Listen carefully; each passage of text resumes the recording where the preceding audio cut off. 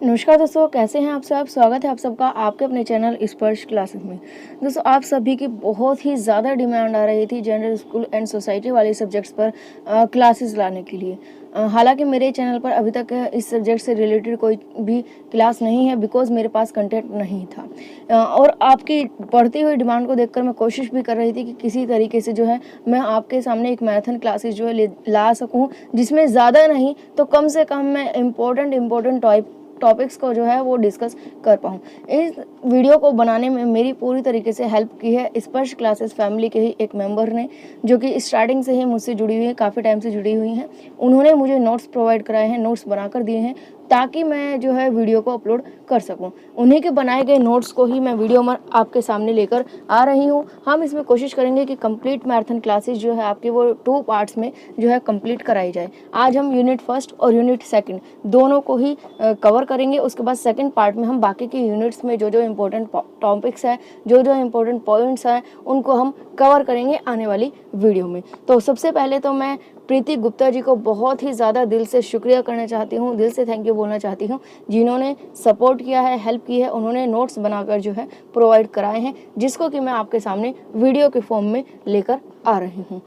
Video अच्छी लगे, हमारा काम अच्छा लगे तो लाइक ज़रूर कीजिएगा और ज़्यादा से ज़्यादा दोस्तों के साथ शेयर कीजिएगा। मोस्ट वांटेड मोस्ट डिमांडिंग आपकी ये जो वीडियो है टॉपिक पर। ओके, तो चलिए शुरू करते हैं आज की इस वीडियो को।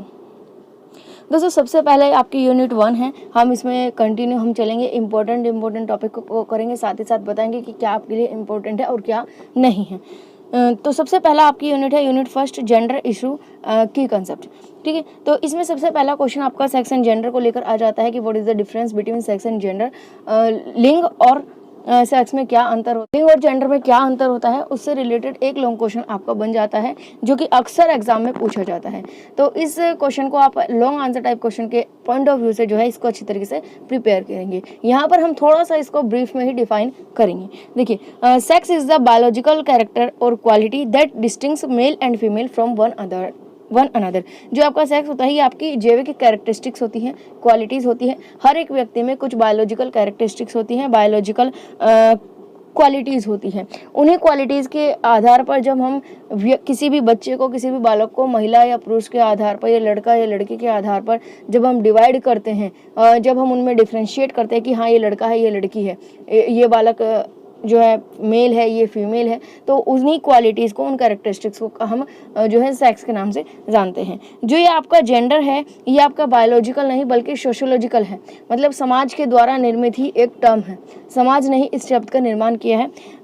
सेक्स के बेसिस पर जो आपकी क्वालिटीज़ होती हैं, जो आपकी बायोलॉजिकल क्वालिटीज़ होती हैं, उनके बेसिस पर आपके रोल्स निर्धारित कर दिए जाते हैं, आपकी भूमिका निर्धारित की जाती है। ठीक है, आपकी क्वालिटी के आधार पर आपको कहा जाता है कि आप मेल है या फीमेल है, और इन क्वालिटीज़ के आधार पर आपके रोल्स डिफाइन कर दिए जाते हैं समाज के द्वारा कि अगर आप मेल हैं तो आपका काम ये है, आपकी भूमिका ये है समाज में, फीमेल है तो आपकी भूमिका ये है। फॉर एग्जांपल, फीमेल है तो आप घर का काम करेंगे और मेल है तो वो बाहर जाकर जो है फाइनेंशियली चीज़ों को संभालेंगे, बाहर जाकर घर से और घर के लिए आजीविका चलाने के लिए काम जो है वो करेंगे। इसी तरीके से और बहुत सारे हर एक लेवल पर जो है अलग अलग रोल्स जो है डिवाइड कर दिए जाते हैं कि लड़कियों का ये काम होता है, लड़कों का ये काम होता है, लड़कियों को इस तरीके से काम करना चाहिए, लड़कों को इस तरीके से काम करना चाहिए। तो वो सारे के सारे जो रोल्स हैं, जो भूमिका है, वो सब समाज के द्वारा निर्मित है, उन्हीं को ही हम जेंडर बोल देते हैं। तो यहाँ पर ये चीज़ आपकी क्लियर हो गई होगी, जो आपकी बायोलॉजिकल कैरेक्टरिस्टिक्स हैं, जिसके बेसिस पर आपको मेल या फीमेल कहा जाता है, तो वो आपका सेक्स कहलाता है। और जब समाज के द्वारा निर्मित एक टर्म है जिसमें आपके मेल या फीमेल होने के आधार पर आपको अलग अलग काम सौंप दिया जाता है, आपकी जिम्मेदारी को डिवाइड कर दिया जाता है, आपके रोल्स को, आपकी भूमिकाओं को डिवाइड कर दिया जाता है, तो उसको हम जेंडर के तौर पर जो है परिभाषित करते हैं। इसके बाद हम नेक्स्ट चलते हैं। Gender refers to the social differences and relation between men and women which are learnt very widely among society and cultures and changed over time। जो जेंडर है वो पुरुष और महिलाओं के बीच सामाजिक अंतर और संबंधों को संदर्भित करता है। मतलब कि जो आपके पुरुष और महिला, मेल और फीमेल में सामाजिक अंतर क्या है, सोशल डिफरेंसेस क्या है और रिलेशंस क्या है, उनको बताता है, जो समाज और संस्कृति के बीच बहुत व्यापक रूप से सीखा जाता है और समय के साथ बदल जाता है। मतलब ये जो आपके सोशल सोशली बेस पर आपके मेल या फीमेल होने के आधार पर आपको जो रोल्स दिए जाते हैं वो समय के अनुसार बदलता रहता है, बदल सकता है। जो आपके बायोलॉजिकल कैरेक्टरिस्टिक्स है उनको आप चेंज नहीं कर सकते, लेकिन जो आपके सोशल कैरेक्टरिस्टिक्स हैं या सोशल रोल्स एंड रिस्पॉन्सिबिलिटीज़ हैं उनको आप चेंज कर सकते हैं अकॉर्डिंग टू टाइम या एज पर टाइम एंड सिचुएशंस। दूसरे शब्दों में हम कह सकते हैं कि जेंडर पुरुष और महिलाओं की भूमिकाओं और जिम्मेदारियों को बताता है जो हमारे परिवार और समाज और हमारी संस्कृतियों में बनाए गए हैं। ठीक है, हमारी जिम्मेदारियों को बताता है। जो जिम्मेदारियां किसने बनाई? हमारे परिवार ने, हमारे समाज ने और हमारी संस्कृति में ही ये बनाई गई है। जेंडर की अवधारणा में पुरुष और महिलाओं दोनों की विशेषता, दृष्टिकोण, संभावित व्यवहार के बारे में आयोजित संबंध शामिल होते हैं।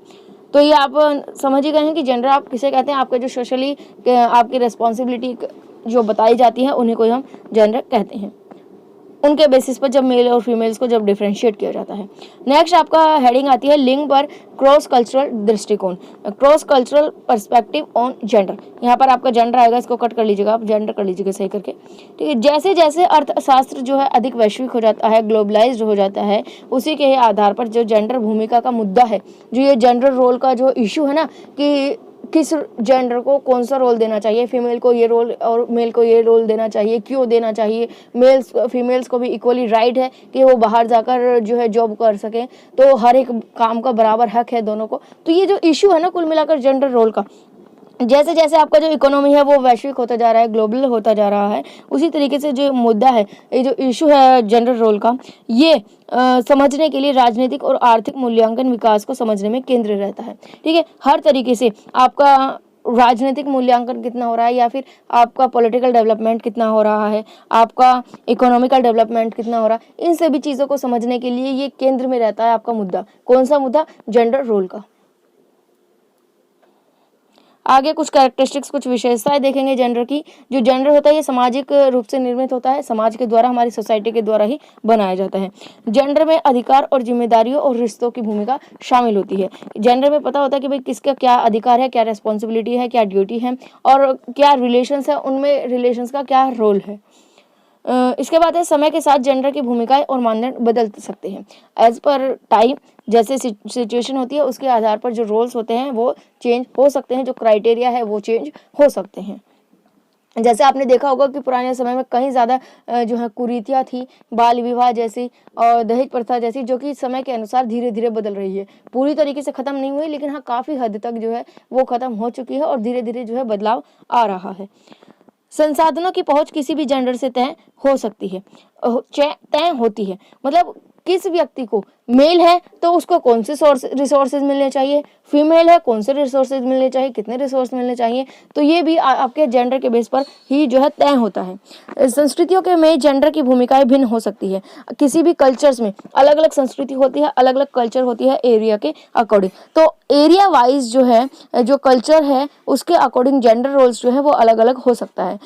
हमारे यहाँ पर जेंडर रोल अलग हो और दूसरे किसी एरिया में, दूसरे किसी स्टेट में जो है जेंडर रोल अलग हो, जेंडर की रेस्पॉन्सिबिलिटी जो है अलग अलग डिवाइड हो सकती है। तो क्योंकि ये समाज के द्वारा है तो जो आसपास की सोसाइटी है उसके द्वारा ये चेंज हो सकते हैं, समय के हिसाब से भी और जगह के हिसाब से भी ये अलग अलग हो सकते हैं। जेंडर में व्यक्तित्व, लक्षण, व्यवहार और मूल्य शामिल होता है। जो जेंडर है ये इंक्लूड करता है आपके personality traits, attitude, behaviour and values. अब नेक्स्ट आता है आपका मोस्ट इंपॉर्टेंट टॉपिक है पितृसत्तात्मकता, पैट्रियार्ची। ये आपका लॉन्ग क्वेश्चन के लिए भी इंपॉर्टेंट है, साथ ही साथ शॉर्ट आंसर टाइप क्वेश्चन के लिए भी मोस्ट इंपॉर्टेंट है। इस टॉपिक को आप बिल्कुल अच्छी तरीके से प्रिपेयर कीजिएगा, शॉर्ट या लॉन्ग दोनों में से किसी में भी आपका पूछा जा सकता है। देखते हैं पैट्रियार्ची क्या होता है। A system of social structure and activities. जो पैट्रियार्ची है ये सामाजिक संरचना और गतिविधियों की एक प्रणाली है जिसमें पुरुषों का महिलाओं पर प्रभुत्व होता है। जो आपका पैट्रियार्ची या पितृसत्तात्मकता जो है ये सामाजिक संरचना या गतिविधि की ही एक प्रणाली है। कुल मिलाकर ये एक सामाजिक संरचना है, स्ट्रक्चर है जिसमें पुरुषों का महिलाओं पर वर्चस्व होता है या प्रभुत्व होता है। मतलब जिसमें पुरुषों को प्राथमिक दर्जा दिया जाता है, उनको इम्पोर्टेंट रोल दिया जाता है, इम्पोर्टेंट प्लेस दिया जाता है और महिलाओं को गौण समझा जाता है, द्वितीयक दर्जे का माना जाता है। ठीक है, द्वितीय दर्जे का जो है महिलाओं को माना जाता है और पुरुषों को प्रथम दर्जे का माना जाता है। इन शॉर्ट पुरुषों को श्रेष्ठ माना जाता है और महिलाओं को द्वितीय दर्जे का माना जाता है। उसी को ही हम पितृसत्तात्मकता या पैट्रियार्ची कहते हैं। तो पैट्रियार्ची क्या हुई, एक सिस्टम है, एक सामाजिक, एक सोशल स्ट्रक्चर है, जिसमें क्या होता है, पुरुषों को, मेल्स को हाई माना जाता है, ग्रेट माना जाता है, श्रेष्ठ माना जाता है, पावरफुल माना जाता है। वहीं पर ही महिलाओं को, फीमेल्स को क्या है, नीचा माना जाता है, द्विम दर्जे का माना जाता है, वीक माना जाता है, कमजोर माना जाता है। इसके बाद है पितृसत्ता में सभी अधिकार, शक्ति और संपत्ति पिता से पुत्र को हस्तांतरित हो जाती है। देखिए, जो ये आपका स्ट्रक्चर होता है, इसमें जितनी भी एक पिता जो होता है या मेल जो होता है, उसकी जितनी भी शक्ति है, अधिकार, पावर्स हैं, या जितनी भी प्रॉपर्टी है, संपत्ति है, वो सब पिता से पुत्र में ही हस्तांतरित होते हैं। मतलब पिता से लड़के को, उसके बच्चे को ही, लड़के को सारी की सारी प्रॉपर्टीज पिता की जो होती है वो लड़के की ओर ट्रांसफर होती है, लड़की को नहीं दी जाती है। महिलाओं को अधीनस्थ और गौण माना जाता है। जो फीमेल्स हैं उनको सबऑर्डिनेट माना जाता है और एक्सेसरीज माना जाता है। पितृसत्ता दुनिया भर में और पूरे समाज में आम होता है। जो ये आपकी स्ट्रक्चर है ना, ये आप कह सकते हैं पूरे वर्ल्ड वाइड जो है ये एक आम बन चुका है। अब फिलहाल इसको नॉर्मली ये माना जाता है कि हाँ ये रियल है, फैक्ट है, यही चीज जो है, स्ट्रक्चर जो है, यही एक हकीकत है, ये आम बन चुका है। तो पितृसत्तात्मकता क्या होती है, पुरुषों का महिलाओं पर वर्चस्व को ही हम पितृसत्तात्मकता कहते हैं या पैट्रियार्ची कहते हैं। अब कुछ एग्जाम्पल हम इसमें लेते हैं आपका, जिससे कि आपको क्लियर हो जाएगा। देखिए, पितृसत्ता प्रणाली से संबंधित एक उदाहरण है, एक बच्चे को दिया जाने वाला अंतिम नाम पितृसत्ता का ही उदाहरण है। जब कोई भी संतान होती है तो उसके नाम का जो अंतिम नाम होता है वो उसके पिता का नाम के हिसाब से ही लिया जाता है, माता के नाम पर कभी भी नहीं लिया जाता है। पिता का जो पारिवारिक नाम होता है, जो फैमिली नेम्स ऑफ फादर होता है, वही दिया जाता है बच्चे को, ठीक है। वही बच्चे के नाम के आगे लगता है, मदर्स नेम जो है नहीं लग पाता। इसके बाद कुछ कैरेक्टरिस्टिक्स हैं, मेरिट्स हैं पैट्रियार्ची की, पितृसत्ता के कुछ गुण हैं। परिवार का नेता जो है पहले से तय होता है, पहले से ही सबको पता होता है कि ये जो है हेड ऑफ द फैमिली है, उन्हीं की बात माननी है, उन्हीं के अकॉर्डिंग जो है पूरा सिस्टम फैमिली का वो चलता है। इसमें कोई भी किसी तरीके को कोई विवाद, कोई भी डिस्प्यूट या कोई सवाल नहीं होता कि यही क्यों हम पे राज कर रहे हैं, हम राज करेंगे या वो राज करेगा, नहीं, इसमें कोई भी डिस्प्यूट ही नहीं होता, क्योंकि शुरू से ही प्रणाली सिस्टम ही ऐसा चला हुआ है। ये जो पैट्रियार्ची का है, पहले से ही हेड ऑफ द फैमिली जो है डिसाइडेड होता है। इस प्रणाली में महिलाओं को नेतृत्व या जिम्मेदारी का बोझ नहीं दिया जाता। देखिए, जो पैट्रियार्ची का जो सिस्टम होता है, इसमें महिलाओं को कोई भी जो है इम्पोर्टेंट प्लेस नहीं मिलता है। जो जिम्मेदारी होती है, जो पावर्स मिलती है, वो सारी सारी पुरुषों को मिलती है। और कहा यह जाता है, रीजन ये जाता है कि ये इसलिए नहीं मिलती है ताकि वो जो अपनी प्राथमिक जिम्मेदारी है, बच्चों का पोषण करना, पालन पोषण करने की जो प्राथमिक जिम्मेदारी है, गृह कार्य की जो प्राथमिक जिम्मेदारी है, उसको अच्छी तरीके से कर सके। तो कुल मिलाकर गृह कार्यों को ही महिलाओं को सब कुछ माना गया है। कई महिलाएं पितृसत्तात्मकता प्रणाली में अपनी इकाई योगदान के लिए महत्वपूर्ण महसूस करती है। कुछ महिलाएं ऐसी होती है जो कि इस छोटे से रोल को ही इम्पोर्टेंट मान लेती हैं। एक पुरुष एकमात्र मुखिया होता है जो परिवार के सदस्यों को दिशा देता है और उन्हें दूसरों की सेवा के लिए प्रोत्साहित करता है। ये तो कुछ कैरेक्टरिस्टिक्स थी, ठीक है। इनमें कैरेक्टरिस्टिक जो है ये खासियत भी हो सकती है, कुल मिलाकर आपका ये गुण नहीं थी, ये आपके कुछ मेरिट्स थे, मतलब कैरेक्टरिस्टिक्स थी पैट्रियार्ची की। अब कुछ दोष भी है, कुछ गुण, इनमें कुछ कमियां भी तो हैं, जैसे कि नकारात्मक महिला चित्र, महिला को नकारात्मक चित्र पोर्ट्रेट किया गया है, महिला को नेगेटिव रोल्स जो है वो दिए गए हैं, या हम कहें तो गलत स्थान दिया गया है, उनको प्रॉपर जो प्लेस है या प्रॉपर रेस्पेक्ट है वो नहीं मिली है। शर्मनाक लैंग्वेज, महिलाओं के लिए शेमिंग लैंग्वेज यानी कि शर्मनाक भाषा का उपयोग किया जाता है। जेंडर स्टीरियोटाइप, बलात्कार की संस्कृति, असमान वेतन, दुर्व्यवहार, लिंग भूमिकाएं, सौंदर्य के अवास्तविक मानक, ये कुछ जो है डिमेरिट्स है आपकी, जो कि पैट्रियार्ची की वजह से ही होती है। इन सभी का रीजन क्या है, पैट्रियार्ची, क्योंकि पुरुषों को महान माना जाता है, पुरुषों को ही अव्वल माना जाता है, तो इसीलिए उसी सिस्टम से ही ये सभी के सभी जो दोष है वो निकल कर आते हैं। नेक्स्ट टॉपिक आपका है मैस्कुलिनिटी एंड फेमिनिस्ट, पुरुषत्व और नारीत्व। इसके बारे में भी हम समझेंगे, इससे रिलेटेड भी आपका जो क्वेश्चन है वो एग्जाम में पूछा जाता है। एक बात और ध्यान रखिएगा, इसमें केवल और केवल इंपॉर्टेंट टॉपिक्स जो है केवल और केवल वही कराए जा रहे हैं, क्योंकि फास्ट ट्रैक एक तो रिवीजन है और इतना टाइम नहीं है कि हम जो है डिटेल में सारा कुछ करा सकें। पुरुषत्व, जिसे मर्दानगी भी कहा जाता है, लड़कों और पुरुषों से जुड़ी विशेषता, व्यवहार और भूमिकाओं का एक समूह है। जो मेल होते हैं, जो पुरुष होते हैं, लड़के होते हैं, उनकी से जुड़ी हुई जितनी भी कैरेक्टरिस्टिक्स होती है, उनका जो व्यवहार होता है, उनकी जो रोल्स होती है, उनका एक ग्रुप है जिसको पुरुषत्व या मर्दानगी कह देते हैं। यद्यपि मर्दानगी सामाजिक रूप से निर्मित है, अनुसंधान इंगित करता है कि मर्दाना माना जाने वाला कुछ व्यवहार जैविक रूप से प्रभावित होता है। जो मैस्कुलिनिटी होती है इसमें कुछ बिहेवियर तो आपका जैविक रूप से बायोलॉजिकल रूप से अफेक्टेड होता है, लेकिन बाकी सारा का सारा जो बिहेवियर होता है, जो एटीट्यूड होता है, जो रोल्स एंड रेस्पॉन्सिबिलिटी होती है, वो समाज के द्वारा, सोसाइटी के द्वारा निर्मित होती है। और इसके कई कारण भी हो सकते हैं, ठीक है, या फिर हम कहें तो इसकी वजह से कई नुकसान भी हो सकते हैं। जैसे कि कई बार क्या होता है कि जल्दी शादी करा दी जाती है, जल्द शादी करा दी जाती है, तो जो लड़कियां होती है जब तक उनको समझ नहीं आती है उसी टाइम में उनकी शादी करा दी जाती है, और उम्र में अंतर होता है। अक्सर आपने देखा होगा जो मेल्स होते हैं उनकी उम्र ज़्यादा होती है, तो ऑटोमेटिकली ही उनका प्रभुत्व जो है वो अपने आप में ही बन जाता है, पुरुष प्रभुत्व होता है। दहेज की जो प्रथा होती है वो भी इस चीज़ को बढ़ावा देती है। आक्रामक प्रकृति, एग्रेसिव नेचर, जो मेल होते हैं उनका जो नेचर होता है वो एग्रेसिव होता है, और वो भी केवल और केवल समाज के द्वारा ही निर्मित किया गया है। इसके कुछ लक्षण है, कैरेक्टरिस्टिक्स है पुरुषत्व की, मैस्कुलिनिटी की, विशेषताओं का set of attributes, expected roles, अपेक्षित भूमिकाएं होती हैं कि भाई जो अगर मेल्स है तो उनकी ये रोल्स, ये जिम्मेदारी होती है। मानदंड के आधार पर सामाजिक निर्माण होता है, सामाजिक भेदभाव होता है, पितृसत्ता से प्रभावित व्यवहार पैमाने होते हैं। नेक्स्ट अगर हम नारीवाद की बात करते हैं, फेमिनिज्म की बात करते हैं, तो नारीवाद एक महिला के रूप में पहचान की जागरूकता है। नारीवाद क्या है? एक जागरूकता है, ठीक है, एक आंदोलन है जिसमें क्या बात होती है, महिला के रूप में पहचान, कि महिलाओं को भी इक्वली राइट्स का पूरा इक्वली अपॉर्चुनिटी के राइट है, महिलाओं को भी अपना एक स्थान है, अपनी एक इम्पोर्टेंस है। नारीवाद महिलाओं के साथ जुड़ा हुआ है। नारीवाद जो है दो मान्यताओं पर आधारित है कि महिलाओं को अपने लिंग पर अधिकार में नुकसान की स्थिति में है। क्यों? क्योंकि जो आपको इसमें कह सकते हैं कि जो वुमेन्स है वो डिसएडवांटेजेस सिचुएशंस में होती है, ओनिंग टू दियर सेक्स, उन्हें अधिकार नहीं होता है। जो संतान होती है महिलाओं की, उनका जो नामकरण होता है वो पिता के नाम पर ही आधारित होता है। इस स्थिति को हल करने के लिए जो है नारीवाद चलाया गया था। नारीवाद की अगर भूमिका की बात करते हैं, रोल्स ऑफ फेमिनिज्म, तो नारीवाद अलग अलग समय में अलग अलग सिद्धांत और दृष्टिकोण से संबंधित होती है। जैसी जिस स्थिति होती है उसी के अकॉर्डिंग जो है नारीवाद अपनी जो कैरेक्टरिस्टिक्स है उसकी खासियत होती है। ये सुधारवाद रुख और क्रांतिकारी स्थिति लेते हैं, कहीं कहीं ये सुधारवादी रुख लेते हैं और कहीं कहीं ये क्रांतिकारी रुख भी ले लेता है। ये जो नारीवाद आंदोलन है, नारीवाद विचार की एक प्रणाली है और कार्रवाई नारीवाद है जो उस कार्रवाई करने वाली महिला है। जो नारीवाद है ये एक विचारों की प्रणाली है, थॉट्स की ही एक सिस्टम है कि भाई हाँ, फीमेल्स को भी इक्वली राइट होता है हर एक चीज के लिए।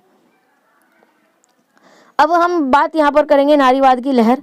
नारीवाद की अलग अलग समय पर अलग अलग लहर उठी। सबसे पहले जो लहर उठी यह मूल रूप से पुरुषों के रूप में महिलाओं के समान मताधिकार के रूप में उठी, कि पुरुषों को ही केवल मत देने का अधिकार नहीं है, मतलब वोटिंग का जो राइट है वो जितना मेल्स को है उतना ही फीमेल्स को भी है। महिलाओं को भी वोट देने का अधिकार, मताधिकार जो है बराबर ही मिलना चाहिए। मताधिकार आंदोलन जो है इसके लिए चला था। दूसरी लहर उठी 1963 ईस्वी में। नारीवाद की दूसरी लहर बेटर रिटर्नर्स के द्वारा जो है शुरू की गई थी। अपनी पुस्तक के माध्यम से उन्होंने जो मध्यम वर्ग की महिलाएं हैं उनको दर्शाया था कि मध्यम वर्ग की महिलाओं की क्या स्थिति है, क्या कंडीशन है, और उसे समृद्ध और खुशहाल जीवन जिया है उन्होंने। तो उसी को ही दर्शाते हुए फीमेल जो नारीवाद है, फेमिनिज्म है, इसकी दूसरी लहर जो है वो उसका शुरुआत हुआ था। उसके बाद 1962 से 1970 के बीच जो है शुरुआत में कट्टरपंथ नारीवाद का उदय हुआ। कट्टरपंथ नारीवाद मतलब पूरी तरीके से कि हाँ हमें फेमिनिज्म, आप कहते हैं जो सुनते होंगे डेली न्यूज़पेपर वगैरह में इनसे रिलेटेड जो है न्यूज़ आती रहती है फेमिनिज्म से रिलेटेड। इसमें क्या कहा गया कि समान वेतन अधिनियम, कि जो महिलाएं हैं उनको भी समान वेतन मिलना चाहिए। कई जगह ऐसा होता था कि अगर एक ऑफिस में एक इक्वल पोस्ट पर दो व्यक्ति काम कर रहे हैं, एक मेल है एक फीमेल है, मेल को ज़्यादा सैलरी दी जाती है, फीमेल को कम सैलरी दी जाती थी। तो इसके ऊपर भी लेकर जो है अधिनियम आया, कानून आया कि समान वेतन मिलना चाहिए। अगर सेम पोस्ट है, सेम काम है, तो दोनों को इक्वली जो है सैलरी मिलनी चाहिए। इसके बाद नागरिक अधिकार अधिनियम आया, महिलाओं के लिए राष्ट्रीय संगठन का गठन हुआ और 1974 में समान क्रेडिट अवसर अधिनियम प्राप्त हुआ आया। इसके बाद नारीवाद की तीसरी लहर आई। इस तरह महिला मुद्दों पर शोषण की तरह अलग अलग मुद्दे लिए इस लहर ने भारतीय समाज को प्रभावित किया और भारतीय समाज में परिवर्तन का उदाहरण जो है वो शुरू हो गया था, और जिसका उदाहरण है दलित महिला। शुरू में जो है दलित महिलाओं को जो शोषण था उसको धीरे धीरे खत्म किया गया था। नेक्स्ट टॉपिक आपका आता है, इंपॉर्टेंट टॉपिक है जेंडर बायस, जेंडर भेद। जेंडर बायस या जेंडर डिस्क्रिमिनेशन, जब जेंडर के आधार पर, मेल या फीमेल होने के आधार पर जब भेदभाव किया जाता है, जब बायस किया जाता है, पक्षपात किया जाता है, उसी को ही हम जेंडर भेद या जेंडर बायस, जेंडर डिस्क्रिमिनेशन कहते हैं। इसकी आप जो है डेफिनेशन वगैरह पढ़ लेंगे। नॉर्मली अगर समझने के लिए हम बात करें, जब जेंडर के बेस पर मेल या फीमेल होने के आधार पर आपके साथ भेदभाव किया जाता हो, आपको डिस्क्रिमिनेट किया जाता हो, आपको अलग अलग रोल्स डिवाइड किए जाते हो, तो उसी को हम जेंडर बायस कहते हैं। जेंडर बायस के अगर क्षेत्र की बात करते हैं, एरियाज ऑफ जेंडर डिस्क्रिमिनेशन, तो आपका जन्म से ही भेदभाव शुरू हो जाता है, मूलभूत आवश्यकताओं का हनन होता है, शिक्षा में भेदभाव किया जाता है, रोजगार में भेदभाव किया जाता है, मजदूरी में भेदभाव किया जाता है। तो कुल मिलाकर हर एक जो एरिया होता है उसमें पार्शियलिटी की जाती है। इसके बाद आता है जेंडर पूर्वाग्रह को खत्म करने के उपाय, measures to eliminate gender bias. ऐसे कौन कौन से मेजर्स है जिससे हम जेंडर बायस को कम कर सकते हैं या खत्म कर सकते हैं? तो सबसे पहला है जागरूकता फैलाना, लोगों में जागरूकता फैलाया जाए ज़्यादा से ज़्यादा, बालिका शिक्षा पर ध्यान दे, गर्ल्स एजुकेशन पर फोकस करें, समान अवसर प्राप्त करें, फीमेल्स को भी इक्वल अपॉर्चुनिटी मिले, समानता और इक्विटी यानी कि इक्वालिटी एंड इक्विटी, स्कूलों में लैंगिक समानता को बढ़ावा देना, promote gender equality in schools. ठीक है, तो ये कुछ तरीके हो सकते हैं, मेजर्स हो सकते हैं जिससे कि हम जो है जेंडर बायस को कम कर सकते हैं या खत्म कर सकते हैं। Cases of reason for reason of gender bias and gender discrimination, gender bias के कारण का क्या कारण है, ठीक है, क्या कारण है जिसकी वजह से जो है जेंडर भेदभाव होते हैं। तो जेंडर भेदभाव के कारणों का कारण, जेंडर भेदभाव क्यों हो रहे हैं तो हमें पता है, लेकिन उसका क्या कारण है वो देखते हैं। निरक्षरता यानी कि इलिटरेसी, लोगों में जो है अशिक्षा भी एक कारण है, अशिक्षा की वजह से लोग जागरूक नहीं हो पाते हैं, उनको सही या गलत का पहचान नहीं हो पाती है। जागरूकता की कमी, सामाजिक कुप्रथाएं जैसे बाल विवाह हो गए, आपके दहेज प्रथा हो गई, भ्रूण हत्या हो गई, संकीर्ण विचारधारा, मान्यता, परंपराएं, दोषपूर्ण शिक्षण प्रणाली, ये कुछ कारण है जिसकी वजह से कि जेंडर बायस होता है। अब कुछ है जेंडर स्टीरियोटाइप, जेंडर रूढ़िवादिता। शॉर्ट क्वेश्चन के लिए आपका जो है ये इंपॉर्टेंट है ज़्यादा, बाकी जो भी मैं टॉपिक्स बता रही हूँ इंपॉर्टेंट, उनको आप बिल्कुल अच्छी तरीके से प्रिपेयर करेंगे।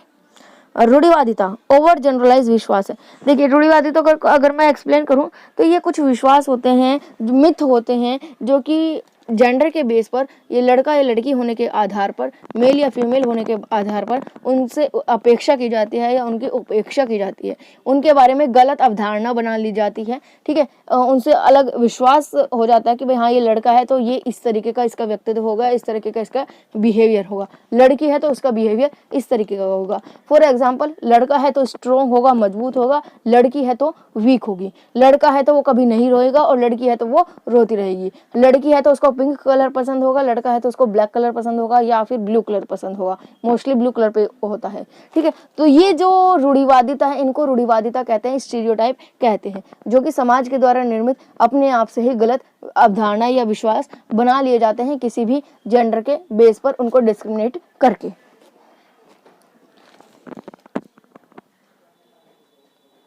अब कुछ कैरेक्टरिस्टिक है स्टीरियोटाइप्स की, रूढ़ियों के लक्षण है कुछ, किसी विशेष समुदाय या लोगों के लिए रूढ़ियों में दृश्य सकारात्मक या नकारात्मक हो सकते हैं। एक स्पेशल कम्युनिटी के पर अगर हम देखते हैं जो रूढ़िवादी है, जो स्टीरियोटाइप है, ये पॉजिटिव भी हो सकते हैं, नेगेटिव भी हो सकते हैं। देखिए अगर हम बॉयज़ के पॉइंट ऑफ व्यू से देखते हैं तो पॉजिटिव है कि हाँ बॉयज़ जो है वो स्ट्रॉन्ग होते हैं, मजबूत होते हैं, वो कभी रोते नहीं हैं, तो ऐसे कई स्टीरियोटाइप होते हैं। वहीं पर ही अगर हम गर्ल्स के पॉइंट ऑफ व्यू देखते हैं कि गर्ल्स जो है ये काम नहीं कर पाती हैं या इनकी क्षमता ये नहीं है, ये काम नहीं कर पाएंगी, ये वीक है, ये कमज़ोर है, ये कहीं बाहर नहीं जा सकती, तो ये नेगेटिव। तो जो स्टीरियोटाइप है वो पॉजिटिव भी हो सकती है, नेगेटिव भी हो सकती है, अकॉर्डिंग टू कम्युनिटी या जिस भी ग्रुप के बारे में हम बात कर रहे हैं। व्यक्ति की विशिष्टताओं का अनदेखा किया जाता है, इसमें जो व्यक्ति की विशिष्टता है, इंडिविजुअलिटी है, उसको वो तो इग्नोर किया जा रहा है ना, सिर्फ और सिर्फ उसके लड़का या लड़की होने पर ही उसकी कैरेक्टरिस्टिक्स को डिफाइन कर दिया जा रहा है कि हाँ तुम्हारी ये खूबी है, तुम्हारे ये गुण है। वे अन्य समुदाय के व्यक्तियों के साथ अनुभव से बाहर विकसित होते हैं और फिर उस समुदाय के सभी सदस्यों पर लागू करने के लिए विस्तारित होते हैं। देखिए एक व्यक्ति से अगर कुछ अनुभव हुआ, एक व्यक्ति के साथ कुछ एक्सपीरियंस हुआ, उस एक्सपीरियंस को वो पूरे कम्युनिटी पर जो है अप्लाई करने की कोशिश करते हैं। मान लीजिए कोई एग्जाम्पल के लिए आप किसी व्यक्ति से मिले, ठीक है, वो मेल है, उसकी आपने कुछ कैरेक्टरिस्टिक देखी, कुछ खासियत देखी कि हाँ वो बहुत स्ट्रॉन्ग था, उसकी कैरेक्टरिस्टिक देखी। अगर आप उस एक इंडिविजुअल व्यक्ति की कैरेक्टरिस्टिक्स को उसके मेल या फीमेल होने पर ले जाएं और अगर आप कहें कि ये मेल है इस वजह से इसमें कैरेक्टरिस्टिक्स है, तो इसका मतलब सभी मेल्स में कैरेक्टरिस्टिक्स होंगी, तो वो चीज़ आपकी जो है रूढ़िवादिता या स्टीरियोटाइप बन जाती है। जैसे आपने कहा है कि एक गलती करता है तो उसकी सजा क्या है, पूरी की पूरी कास्ट को मिलती है। स्टीरियोटाइप एक मानसिक चित्र है, यानी कि एक मेंटल फिगर है जिससे कि हम जो है किसी के भी चरित्र को वर्णन कर देते हैं। जेंडर स्टीरियोटाइप दो तरीके का हो सकता है, फीमेल स्टीरियोटाइप स्त्री रूढ़िवादिता और मेल स्टीरियोटाइप पुरुष रूढ़िवादिता। फीमेल रूढ़िवादिता की हमने बात जैसे अभी कर ही ली थी कि जो महिला होती है वो पुरुषों की तरह मजबूत नहीं होती है। महिलाओं के लिए सेक्रेटरी, टीचर्स या लाइब्रेरियन जैसी साफ सुथरी नौकरी ही चाहिए होती है। महिलाएं डॉक्टर नहीं नर्स होती है। माना जाता है कि महिलाएं जो होती है अधिक कोमल और दयालु हृदय की होती हैं। अगर पुरुषों की बात करें तो पुरुषों में कि जो लड़कों को सिखाया जाता है कि वो बिल्कुल स्ट्रांग रहे, कठिन रहे, वो रोए ना, ठीक है। उनके आउटफिट्स जो होते हैं यानी कि ड्रेसेस जो होती है वो अक्सर नीले रंग की होती हैं। उनके लिए अगर खिलौने की बात करते हैं तो उनके लिए रोबोट, कार, ट्रक, गन इस तरह के खिलौने लाए जाते हैं। वहीं पर ही गर्ल्स के लिए खिलौने क्या लाए जाते हैं, बारबी डॉल या किचन सेट। ज़्यादातर लड़के लड़कियों की तुलना में अपने खेल के लिए आक्रामक होते हैं, कि जो लड़के होते हैं वो ज़्यादा अग्रेसिव होते हैं। ये जो कुछ स्टीरियोटाइप है जो कि सिर्फ और सिर्फ मानसिक रूप से बना लिए गए हैं, लेकिन सही नहीं है। हर एक व्यक्ति जो होता है वो अपने में इंडिविजुअल होता है, अपनी कैरेक्टरिस्टिक अलग रखता है। हर एक की पसंद अलग होती है, नापसंद अलग होती है। उनको जेंडर के बेस पर हम डिस्ट्रीब्यूट नहीं कर सकते हैं। इसके बाद नेक्स्ट टॉपिक आता है, मोस्ट इंपॉर्टेंट आएगा आपका सशक्तिकरण, एम्पावरमेंट। इसका टॉपिक आ जाता है वुमेन्स एम्पावरमेंट से रिलेटेड। जरूर आपको एग्जाम में देखने को मिलेगा वुमेन एम्पावरमेंट, महिला सशक्तिकरण। सशक्तिकरण का शब्द का जो अर्थ होता है वो होता है आत्मनिर्भर बनाना, स्वायत्त बनाना, मजबूत करना, ठीक है। उसी तरह से महिलाओं के लिए सशक्तिकरण यानी कि महिलाओं को मजबूत बनाना, उनको स्ट्रॉन्ग बनाना, उनको उनका जगह, उनका स्थान दिलाना। यहाँ पर हम देख सकते हैं, ये आप डेफिनेशंस वगैरह कर लीजिएगा। ये जो आपकी पीडीएफ है कंप्लीट, वो आपकी वेबसाइट और एप्लीकेशन दोनों ही जगह अपलोड कर दी जाएंगी। वहाँ से आप फ्री ऑफ कॉस्ट जो है इस पीडीएफ को डाउनलोड कर सकते हैं। इस पीडीएफ के लिए आपका कोई भी जो है किसी तरह का कोई चार्ज नहीं होगा। वुमेन्स एम्पावरमेंट, महिला सशक्तिकरण। यदि आप एक आदमी को शिक्षित करते हैं, ये एक बात कही गई थी, एक कहावत है कि अगर आप किसी मेल को शिक्षित कर रहे हैं, मेल को एजुकेट कर रहे हैं, तो सिर्फ एक आदमी को शिक्षित कर रहे हैं। लेकिन अगर आप महिलाओं को पढ़ाते हैं, महिलाओं को शिक्षित करते हैं, तो आप उसके पूरे परिवार को शिक्षित कर रहे होते हैं, ये माना जाता है। महिला सशक्तिकरण के कुछ लक्षण देखेंगे। आत्मसम्मान और सम्मान की भावनाओं के साथ जीवन जिया जाए, सामाजिक और आर्थिक न्याय के लिए समान अधिकार हो, अपनी पसंद और निर्णय लेने के लिए सामाजिक, धार्मिक, सार्वजनिक गतिविधियों में भाग लेने का समान अधिकार हो, सुरक्षित और आरामदायक कार्य वातावरण प्राप्त करे। वह मानते थे कि लड़की की दो चीज़ों चाहिए, उसे चाहिए और वह चाहती है, ठीक है। मतलब यहाँ पे इस पॉइंट में कहा गया है कि दो चीजें चाहिए होती लड़की को, एक तो वो जो कि उसकी जरूरत है, नीड्स है, और दूसरी वो जो कि उसकी इच्छा है, ठीक है। जरूर ऐसा नहीं है कि जो सिर्फ और सिर्फ आप उसकी ज़रूरतों को पूरा कर दे तो काम खत्म, नहीं, उसकी कुछ इच्छाएं भी हो सकती हैं कि वो कुछ सामान चाहिए होता है, उसकी कुछ इच्छा हो सकती है, या कुछ सपना हो सकता है, ड्रीम हो सकता है। तो दो चीज़ें होती है, एक तो जिसकी वाकई में उसको ज़रूरत है, नीड है, इंपॉर्टेंस है, जिसके बिना वो जी नहीं सकती, और दूसरा वो जो कि उसकी इच्छा है, जो कि उसकी खुशी के लिए उसको चाहिए होता है।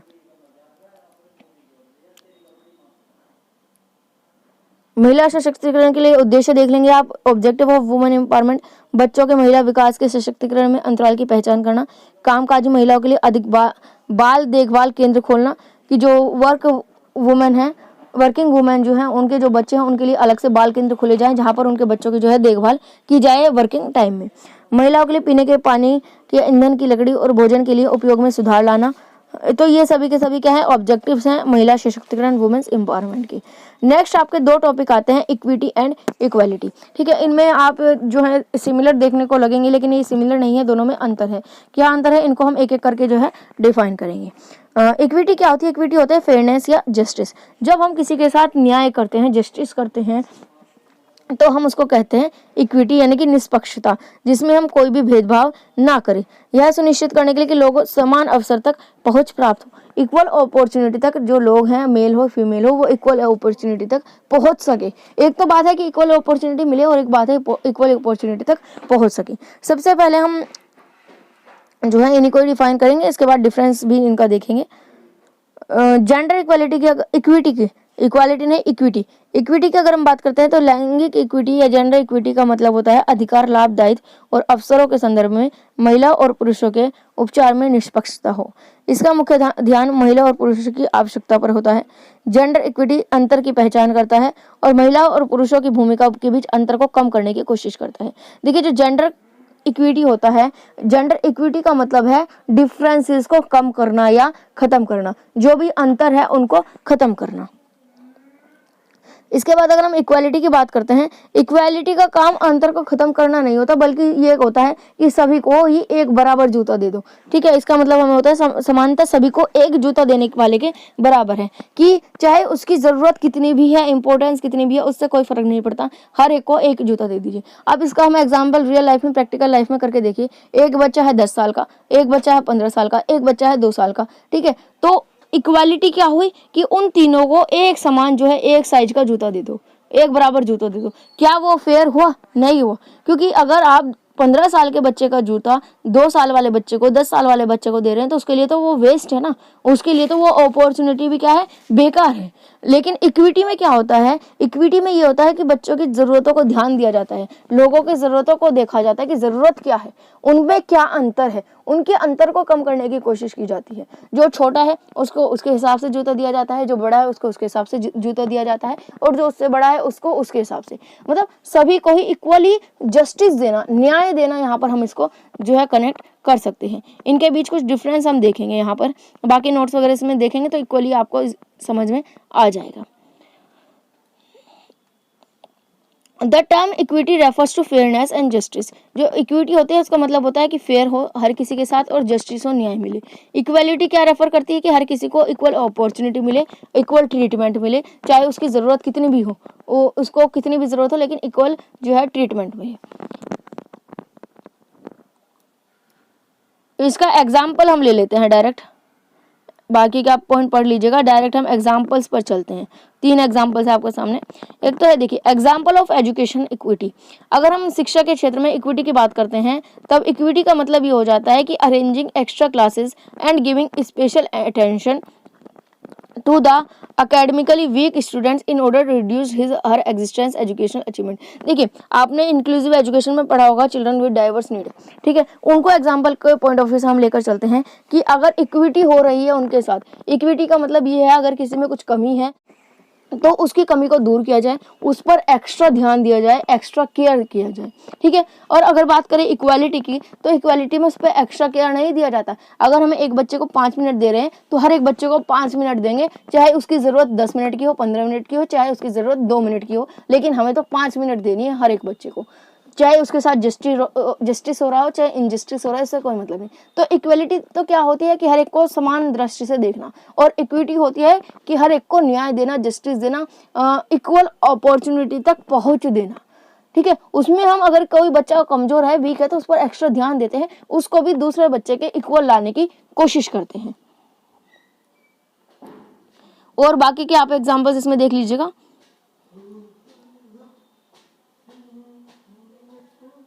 तो यहाँ पर आपकी यूनिट फर्स्ट जो है वो बिल्कुल कंप्लीट हो जाती है। इनमें से कुछ टॉपिक हमने पढ़े थे जो मोस्ट इंपॉर्टेंट है, जिनसे आपके क्वेश्चन आएंगे।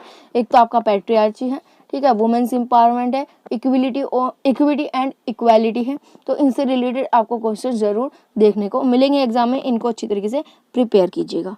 नेक्स्ट हम चलते हैं यूनिट 2 पर। यूनिट 2 में है जेंडर इनइक्वालिटी। इसमें पूरी यूनिट में मेनली बात की गई है जेंडर इनइक्वालिटी की। ठीक है, जेंडर इक्वलिटी क्या होता है ये आपने देख लिया है, और उसका अपोजिट हो जाएगा इनइक्वालिटी। जब हम जेंडर के आधार पर असमानता करते हैं, असमान व्यवहार करते हैं, तब हम उसको कहते हैं जेंडर इक्वलिटी। अभी जो जेंडर इक्वलिटी होता है हर एक एरिया में होती है। स्कूल्स में हम बात करेंगे कि स्कूल में किस किस लेवल पर जो है जेंडर इनइक्वालिटी देखी जाती है। सबसे पहले हम देखेंगे करिकुलम डेवलपमेंट में, पाठ्यक्रम के विकास में क्या लैंगिक असमानताएं होती है, क्या जेंडर इनइक्वालिटी होती है। करिकुलम क्या होता है, हम सब जानते हैं कि एक बच्चे को किस एज में क्या पढ़ना है, इस चीज़ से लेकर टीचर को क्या मेथड यूज़ करने चाहिए, कौन सी एक्टिविटीज़ यूज़ करनी चाहिए, कौन सा तरीका यूज़ होना चाहिए, बच्चों का इवैल्यूएशन कैसे होना चाहिए, ये सब का सब जिससे एक हम कह सकते हैं एक फ्रेम में बना दिया जाता है, उसी को हम करिकुलम कहते हैं। करिकुलम में हमें इन सब बातों का पता चलता है कि बच्चे को क्या पढ़ाना है, कैसे पढ़ाना है, कौन सा तरीका अपनाना है, उनका इवैल्यूएशन कैसे करना है, पूरा कंप्लीट प्रोसेस जो है करिकुलम में हमें देखने को मिलता है। अब हम बात करेंगे करिकुलम में जेंडर इनइक्वालिटी। विभिन्न विषय मर्दानगी स्थिति से जुड़े हुए होते हैं। कई सब्जेक्ट होते हैं जो कि मेल और फीमेल के अलग अलग होते हैं। मेल्स के लिए अलग सब्जेक्ट्स हो जाते हैं, फीमेल्स के लिए अलग सब्जेक्ट्स हो जाते हैं। जैसे अगर हम पुराने टाइम की बात करते हैं तो पुराने टाइम में ये अवधारणा होती थी कि जो साइंस सब्जेक्ट है, मैथ सब्जेक्ट है, वो मेल्स के लिए है, बॉयज़ के लिए है, और फीमेल्स के लिए, गर्ल्स के लिए आर्ट्स, होम साइंस, तो इस टाइप के सब्जेक्ट्स होते हैं। टीचर्स टीच डिफरेंट मटेरियल और treat it differently according to whether they are teaching girls और बॉयज। जो टीचर्स होते हैं वो लड़के को पढ़ा रहे हैं, लड़की को पढ़ा रहे हैं, इस आधार पर वो भी उन्हें अलग अलग ट्रीट करते हैं। लड़की को पढ़ा रहे हैं तो उनके साथ अलग ट्रीटमेंट किया जाता है, लड़के को पढ़ा रहे हैं तो उनके साथ अलग ट्रीटमेंट किया जाता है। नेक्स्ट है कि पाठ्यक्रम को न्याय संगत बनाना। हम जो करिकुलम है उसको कैसे जेंडर इक्विटेबल बना सकते हैं। तो करिकुलम का कंटेंट को ध्यान में रखकर और लर्निंग मटेरियल को ध्यान में रखकर अगर हम इनको चेंज करें और इनमें कोई भी जेंडर इनइक्वालिटी ना करें, लैंगिक असमानता ना करें, तो हम जो है पाठ्यक्रम में लिंग समानता को न्याय संगत बना सकते हैं। इवैल्यूएशन की अगर हम बात करें तो पाठ्यक्रम के माध्यम से लैंगिक समानता में सुधार के उपाय, उचित नीतियों की स्थापना हो, लड़के लड़कियों को प्रोत्साहन किया जाए, अवधारणा पुस्तकों का उपयोग करें, कक्षा में लड़कों और लड़कियों को एकत्रित करें, इंटीग्रेट करें, एक जैसा बिहेव करें, सेम ट्रीटमेंट करें, अतिरिक्त गतिविधियों के लिए प्रोत्साहित करना, करियर परामर्श के लिए सुझाव देना। अगर हम बात करते हैं स्कूल मैनेजमेंट में क्या जेंडर इनइक्वालिटी होती है, तो स्कूल मैनेजमेंट का मतलब आप सब जानते हैं। स्कूल मैनेजमेंट या स्कूल प्रबंधन का और निर्णय लेने से दुनिया भर में कई देशों में मर्दाना व्यवसाय या आदर्श दृष्टिकोण रहा है। ये आप अगर फिलहाल अभी छोड़ दीजिए, पहले सिर्फ जेंडर स्कूल मैनेजमेंट क्या होता है ये आप सब जानते हैं। स्कूल मैनेजमेंट में कैसे जेंडर इनइक्वालिटी होती है वो आप नीचे देख सकते हैं कि school management and decision making, जब स्कूल मैनेजमेंट जो डिसीजन लेता है उसके बेस पर जो है जेंडर इनइक्वालिटी आप देखने को आपको मिल सकती है। अगर हम बात करते हैं कि स्कूल प्रबंधन के रूप में क्या माना जाता है, हमारा प्रोसेस आ जाता है, सोशल प्रोसेस आ जाता है, समूह प्रयास को शामिल किया जाता है, अधिकारों की प्रणाली होती है। तो ये चीज़ आप देख सकते हैं। जो आपकी मैनेजमेंट होती है, क्लासरूम मैनेजमेंट, ये 3 कामों पर पूरी तरीके से टिका हुआ होता है, 3 टर्म्स पर। योजना यानी कि प्लानिंग आप कैसे करते हैं, उसको नियंत्रण कैसे करते हैं, कंट्रोल कैसे करते हैं, और लास्ट में कम्युनिकेट कैसे करते हैं। यहाँ पर आप कुछ स्कूल मैनेजमेंट के ऑब्जेक्टिव्स और स्टेप्स देख लेंगे। सिंपल है, इनको सिर्फ पढ़ना होगा आपको, ज़्यादा डिटेलमेंट में नहीं जाना है आपको। क्लासरूम की बात करें तो क्लासरूम में कैसे जेंडर इनइक्वालिटी होती है। देखिए दोस्तों, ज़रूरी नहीं है जैसा मैं बता रही हूँ सिर्फ आप वैसा करें। जैसा आप अपने आसपास देखते हैं, जो आपके रियल थॉट्स हैं, जैसा आपको समझ आया, अपनी लैंग्वेज में ही आप अपना बनाकर जो है इन चीज़ों को लिख सकते हैं। तो अपनी क्लासरूम में आप जेंडर इनइक्वालिटी कहाँ कहाँ देखते हैं, कैसे देखते हैं, तो उनको भी आप यहाँ पर लिख सकते हैं। जैसे उच्च शिक्षा के माध्यमिक से प्राथमिक विद्यालयों से महिला छात्र मात्रा और शिक्षक समय और ध्यान दोनों की गुणवत्ता में कम सक्रिय प्राप्त होते हैं। देखा आपने देखने को मिला होगा आपको कि क्या होता है, जो स्कूल होता है, स्कूल में गर्ल्स की जो संख्याएं होती है वो बहुत ही कम होती है, लिमिटेड संख्या होती है, और बॉयज़ की संख्या जो होती है वो ज़्यादा होती है। फॉर एग्जाम्पल, अगर आपकी क्लास में 50 बच्चे हैं तो 50 बच्चों में केवल और केवल आपको 10-11 ही गर्ल्स देखने को मिलेंगी, बाकी सब बॉयज़ देखने को मिलेंगी। इसी प्रकार से बहुत सारे जो है अंतर आपको देखने को मिल जाएंगे क्लासरूम में। और लास्ट में आपका आता है मोस्ट इंपॉर्टेंट टॉपिक है, शॉर्ट आंसर टाइप क्वेश्चन के लिए सबसे ज़्यादा इंपॉर्टेंट है हिडन करिकुलम, छिपा हुआ पाठ्यक्रम। ठीक है, ज़रूर आपको इसमें देखने को मिलेगा, और आज की वीडियो का ये आखिरी टॉपिक रहेगा। छिपे हुए पाठ्यक्रम में संकेत मिलता है कि शिक्षक और प्रशासक का व्यवहार, छात्रों के लिए दृष्टिकोण, सहकारी और प्रतिस्पर्धी शिक्षा, स्कूल की जलवायु, गुणवत्ता, अनुसंधान, शिक्षा प्रक्रिया का संस्मरण, शिक्षण मूल्यों को, स्कूल द्वारा बनाए गए शिक्षण का माहौल, छोटे छोटे रवैयों आकर्षित करने के व्यवहार में। देखिए, छिपे हुए पाठ्यक्रम का अगर हम इन शॉर्ट में बताएं तो क्या होता है कि कुछ करिकुलम में आपका कुछ एक्टिविटीज़ ऐसी होती हैं जो कि छिपी हुई होती हैं। इनको हम 2 तरीके से ले सकते हैं। एक तो तरीका हम ये लेते हैं कि कुछ करिकुलम ऐसा होता है जो कि इनडायरेक्टली आपको पढ़ाया जाता है। इनडायरेक्टली मतलब अगर हम ये चाहते हैं कि बच्चों में डिसिप्लिन बनाना है, बच्चों को डिसिप्लिन में रहना सिखाना है, तो डायरेक्ट डिसिप्लिन की कोई क्लास तो नहीं चलती अलग से कि हाँ आपको इस तरीके से डिसिप्लिन में ऐसे बिहेव करना है, ऐसे नहीं करना, कोई अलग से क्लास तो नहीं चलती। लेकिन हाँ, आप डायरेक्टली जब प्रोसेस में चलते हैं तो इनडायरेक्ट वे में ही आप जो है डिसिप्लिन में रहना सीख जाते हैं। तो और कुछ सब्जेक्ट्स ऐसे हुए होते हैं जो कि किसी स्पेशल जो है कैरेक्टरिस्टिक्स के लिए या स्पेशल सिचुएशंस के लिए ही होते हैं, उन्हीं को आप हिडन करिकुलम कहते हैं।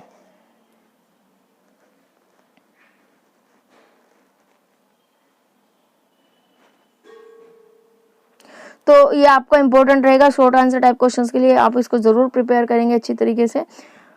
तो आज ये यूनिट 2 आपकी यहाँ पर कंप्लीट हो जाएगी, बाकी की आपकी 3 यूनिट बचती है। कोशिश करेंगे कि नेक्स्ट पार्ट में हम जो है उन तीनों पॉइंट को एक्सप्लेन कर दे, पूरी तरीके से कोशिश रहेगी हमारी। आपकी आज की वीडियो पसंद आई हो तो लाइक शेयर ज़रूर कीजिएगा, और नेक्स्ट पार्ट को पाने के लिए चैनल को सब्सक्राइब कर बेल आइकन को प्रेस करना ना भूलें। उससे जैसे ही नेक्स्ट पार्ट अपलोड होगा आपको नोटिफिकेशन मिल जाएगा और आप उस वीडियो को मिस नहीं करेंगे। आज के लिए बस इतना ही, मिलेंगे आने वाली वीडियो में। आज के लिए